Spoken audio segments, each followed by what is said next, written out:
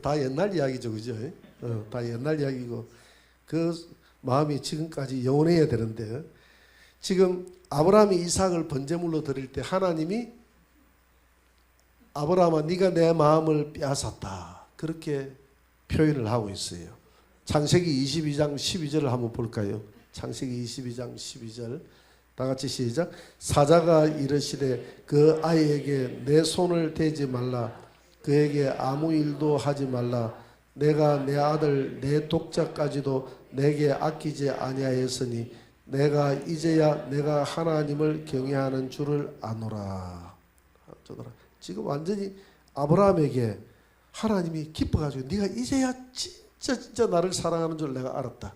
네가 내 마음을 빼앗았다. 이런 표현을 쓰고 있지 않습니까? 오늘 첫째,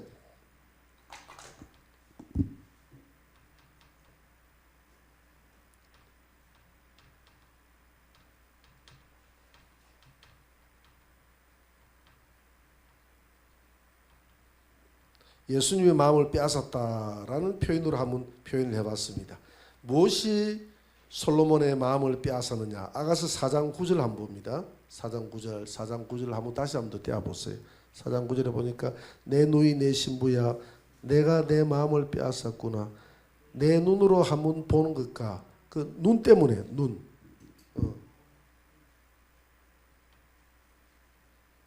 눈 때문에. 상대방의 눈을 한번 쳐다보세요.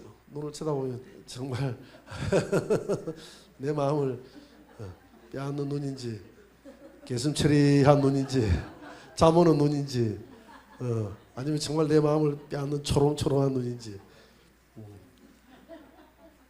눈이라는 것이 이 아이들 눈 때는 참 초롱초롱한데 나이가 들어갈수록 그 아이들의 그 초롱초롱한 눈이 사라지는 것 같아요. 그죠? 그래서 하나님은 사람을 공평하게 만들었어요. 태어날 때 다 똑같잖아요. 그죠? 돌아가실 때도 다 비슷하게 돌아갔어요. 왜냐하면 사람이 늙고 이렇게 되면 미라는 것이 사라집니다. 그래서 하나님은 공평하게 시작했다가 공평하게 다 하나님은 거두어 가시는 하나님이다. 할렐루야. 그래서 그 눈을 쳐다보니까 하나님의 이 솔로몬의 마음을 빼앗았다 했는데 주님이 우리의 마음의 눈을 쳐다보고 우리에게 마음을 뺏기는 그런 은혜가 있게 되기를 바랍니다. 네 마음을 쳐다보니 참 그 사람의 눈에는 세 가지 눈이 있다고 그랬잖아요. 육의 눈과 혼의 눈과 영의 눈이 있는데 우리의 영의 눈이 밝아졌을 때 주님이 우리와 기쁘게 교제하는 줄 믿습니다. 그래서 지금 이 결혼하는 장면이거든요. 결혼할 때 술라미가 면사포를 쓰고 솔로몬 앞으로 나오는데 그 면사포가 이렇게 어느 반 정도 투명한 면사포라. 그래 면사포 속으로 이렇게 곁으로 이렇게 자세히 한번 쳐다보니까 그 면사포 속에 비치는 그 술라미의 눈이 솔로몬을 쳐다보는 이렇게 살짝 이렇게 면사포 가리고 있다. 이렇게 살짝 쳐다보잖아요. 그죠? 살짝 쳐다보는 눈이 너무 아름다운 거예요. 그래서 그 눈을 쳐다보니까 네가 내 마음을 빼앗았다. 이렇게 이야기하거든요. 그래서 우리가 지난주에 배웠잖아요. 지난주에 보니까 이 술라미의 눈이 비둘기 같은 눈이다 그랬죠. 아가서 4장 1절에 보니까 비둘기 같은 내 사랑 너는 어여쁘고 어여쁘다. 너울 속에 있는 내 눈을 쳐다보니까 비둘기 같은 눈을 가졌다. 그 너울 이 면사포 속에 눈을 한번 쳐다보니까 비둘기 같은 눈을 가졌다라고 했습니다. 그 비둘기 같은 눈은 첫째 주변 시각이 없다. 주변 시각이 없기 때문에 오직 하나님 앞만 바라보는 눈이다. 앞만 바라보는 눈. 그러니까 앞만 바라본다는 것은 주님이 그 하나님이 방주의 한 창을 통해서만 하늘을 바라보라고 그랬거든요. 그 창을 통해서 하늘을 바라보면서 하늘의 구름을 쳐다보고 아 하나님이 저 구름을 만드셨구나. 하늘의 별들을 쳐다보면서 아 하나님이 저 별들을 만드셨구나. 밤하늘의 저 은하수를 쳐다보면서 저 은하수 밤하늘에 빛나는 별과 달을 하나님이 만드셨구나. 해를 쳐다보면서 아 하나님이 저 해를 만드셨구나. 저 궁창의 새를 쳐다보면서 하나님이 저 날아다니는 새들을 만드셨구나. 저 광활한 저 하늘의 그 청한 하늘의 모습을 쳐다보면서 하나님이 저렇게 파란 채색 파란 물감을 들여서 하나님이 저 하늘을 칠해 주셨구나. 저 광활한 하늘을 하나님이 만드셨구나. 오직 그 창을 통해서 하나님만 기억하라고 한 창을 내라고 그랬어요. 이 창은 예수 그리스도인 줄 믿습니다. 한 창. 그래서 앞만 바라보는 분, 한 창을 통해서 앞만 바라보는 분, 우리 예수님만 바라보는 예수님. 오직 사도 바울은 나는 좌우로나 우로나 치우치지 않고 뒤를 돌아보지도 않고 앞만 바라보고 달려간다 했는데, 여러분 예수님만 바라보고 달려가시기를 바랍니다. 주변을 바라보고 달려가도 아무런 의미가 없어요. 며칠 전에 누가 밥을 먹다가 누가 그런 이야기를 하는데, 누가 돌아가셨다 하면서 아주 돈을 많이 가진 누가 회장님이 돌아가셨다고 그러는데, 누가 돌아가셨습니까? 내 기억이 안 나네. 아, 그랬습니까? 아, 그렇구나. 그래서 돌아가셨다고. 돌아가셨다고. 그래서 마음이 안 됐기는 하지만은, 내가 옆에 있는 분이 그러더라고. 그 돈 가지고 갔다 하더나. 이런 회장님 돈 다 가지고 갔다 하더나 하니까 돈을 하나도 못 가져갔다 하더라고.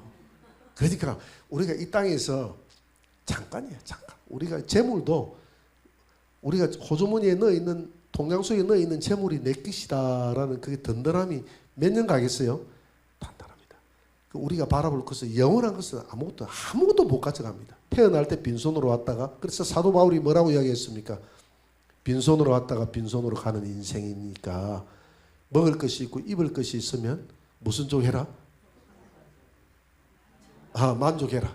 족하게 여기라. 그 맞습니다. 만족해라. 만족하면 살아라 그랬거든요.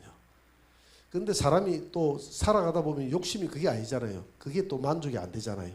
그런데 우리가 만족할 수 있게 해달라고 기도하는 사람이 복 있는 사람인 줄 믿습니다. 이 땅에 너무 많은 것을 놔놓고 가면 눈을 감을 때 아마 눈이 잘 안 감길 것 같아요. 눈을 안 감고 이렇게 돌아가시는 분들이 있더라고요. 아마 그 돈이 너무 많아서 두고 가는 것이 아까워서 그럴 것 같아요. 이 땅을 떠날 때는 그냥 빈손으로 가는, 우리 이 죽음이라는 것도 우리 그리스도인에게는 아무런 잠자는 거기 때문에, 그걸 세상 사람들은 죽음이라는 말을 갖다가 떠올리기를 싫어합니다. 제가 여기 사진관에 가서 우리 원로 목사님에게 사진이 너무 잘 났어요. 목사님 이거는 다음에 천국 가실 때 영정 사진 하세요 했더니, 그 주인 아저씨가 그런 이야기 하면 안 되는데요. 죽는다는 이야기 하면 안 되는데요. 이러더라고. 그래서 세상 사람들은 죽음이라는 단어를 떠올리죠. 자기 눈앞에 있는데도 불구하고 그 생각을 안 하려고 그래. 그걸 생각하는 사람이 복 있는 사람인 줄 믿습니다. 그 죽음이라는 것을 생각을 해야 거기에 대한 대처가 나오는 거예요. 생각을 안 한다고 해서 생각 안 하게. 내일을 생각하지 말자고 해서 내일이 안 옵니까? 안 오는 게 아니잖아요. 오늘만 생각한다고 해서 내일이 안 오는 게 아니거든. 뭔가 있는다고 해서 그 일이 진행이 안 되는 게 아니에요. 죽음이라는 것이 내가 생각을 안 한다고 해서 안 오는 게 아니거든요. 그래서 우리는 이 땅에 있는, 너무 이 땅에 있는 것에 우리의 마음을 두지 말고 오직 비둘기처럼 한 표대를 향해서 주변 시각을 없애고 그 하늘에서 상급 주실 그 예수님만 바라보고 달려가는 자들은 복이 있는 줄 믿습니다. 그리고 이 비둘기 같은 눈은요, 평화의 눈이다 했잖아요. 비둘기는 싸우는 존재가 아니다. 비둘기는 평화의 상징이에요. 평화. 그래서 예수님이 침례받을 때 하늘에서 비둘기가 임했다는 것은 예수님은 평화의 왕으로 이 땅에 왔다는 것입니다. 이 땅에 평화가 없지 않습니까? 사람과 사람 사이의 십자가는 사람과 사람 사이의 평화를 주셨고, 하나님과 사람 사이의 평화를 일구은 것이 십자가입니다. 오직 평화의 눈을 가지시기를 주의 이름으로 축원합니다. 싸움닭 같은 눈을 가져서는 안 돼요. 불을 켜고 이렇게 막 누구를 잡아먹을까 이렇게 눈을 가지면 안 되고, 쳐다볼 때마다 누구하고 화평할까 평안한 눈으로 쳐다봐야 돼요. 평화의 눈으로 쳐다보시기 바랍니다. 평화의 눈. 이것 때문에, 눈 때문에 내가 내 마음을 뺏겼다. 두 번째는 목걸이 때문에 뺏겼다. 진주 목걸이를 찾아서 뺏긴 게 아닙니다. 4장 9절 다시 한 번 더 볼까요? 내 마음을 뺏겼다고 해도 4장 9절. 내 누이 내 신부야, 내가 내 마음을 빼앗았구나. 내 눈으로 한번 보는 것과 면사포석으로서 눈을 보는데 뺏겼고, 두 번째로 내 목에 구슬 한 깨미로 내 마음을 빼앗았구나. 이게 구슬 한 깨미가 목걸이거든요. 이 목걸이가 뭐냐면 하나님의 말씀이에요. 말씀을 목에 찼다는 것은 너 내게 순종해라 이 말이거든요. 지금 술라미가 목을 차고 목에 목걸이를 하고 나왔다는 것은 당신에게 순종하겠습니다 이 뜻이거든요. 이 목걸이를 누가 선물했을까? 솔로몬이 당연히 좋겠죠. 솔로몬이 좋기 때문에 이 술라미가 찾지 않습니까? 솔로몬은 너는 내 것이다 이런 뜻에서 목걸이를 줬고요. 그 다음에 목걸이를 스스로 찾다는 것은 나는 당신에게 순종하겠습니다 이런 뜻이거든요. 그래서 잠언 1장 8절 9절을 한번 봅니다. 잠언 1장 8절 9절 다 같이 내 아들아 내 아비의 훈계를 들으며 내 어미의 법을 떠나지 말라. 이는 내 머리에 아름다운 관이요 내 목에 금사슬이니라. 하나님의 말씀을 내 목에 두른다는 것은 거기에는 하나님의 금사슬이다 이 말이에요. 금사슬 목걸이다 이 말이에요. 이 목걸이는 하나님의 말씀이고 하나님의 말씀을 목에 맸다는 것은 오직 너는 내게 순종해라. 술라미 입장에서는 내가 당신에게 순종하겠습니다라는, 그래서 하나님은 순종 잘하는 그 성도에게 마음을 뺏긴다. 여러분 하나님 앞에 절대 순종하시기를 주의 이름으로 축원합니다. 사무엘상 15장 23절입니다. 사무엘상 15장 23절 다 같이 시작. 이는 거역하는 것은 점치는 자와 같고 완고한 것은 사신 우상에게 절하는 죄와 같음이라. 왕이 여호와의 말씀을 버렸으므로 여호와께서도 왕을 버려 왕이 되지 못하게 하였나이다. 아멘. 지금 뭐냐면 뻣뻣하다는 거예요. 누가? 사울이 뻣뻣하다는 겁니다. 사울 왕을 지금 책망하는 것입니다. 사울 왕의 그 완고하고 거역하는 그 교만은 하나님 앞에 하나님이 그 교만 때문에 완고한 마음 때문에 버렸다는 거예요. 그래서 우리는 언제든지 목에 금사슬을 해야 됩니다. 금사슬을 하고 하나님께 나아가겠습니다. 그리고 난 다음에 구슬 한 깨미로 꿰었다는 것은 이 구슬 한 깨미는 구슬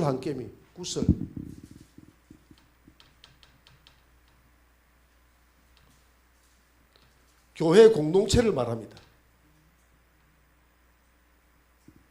이번 성류 있잖아요. 그죠? 성류도 교회 공동체를 이야기하는 거예요. 그 예수님의 보혈로 꽉 차 있는 성류. 그 다음에 구슬 한 깨미도 교회 공동체를 이야기합니다. 교회 공동체, 하늘영광교회라는 이 공동체 성도들이 개별적으로도 하나님 앞에 순종하지만 교회 전체가 하나님 앞에 잘 순종하는 교회라는 것이죠. 그 순종하는 교회를 하나님이 바라보시고 마음을 뺏기는 교회인 줄 믿으시기 바랍니다. 그리고 4장 10절을 한번 봅니다. 10절. 4장 10절을. 내 누이 내 신부야 내 사랑이 어찌 그리 아름다운지 내 사랑은 포도주보다 진하고 내 기름의 향기는 각양 향품보다 향기롭구나. 포도주보다 진한 사랑. 세 번째.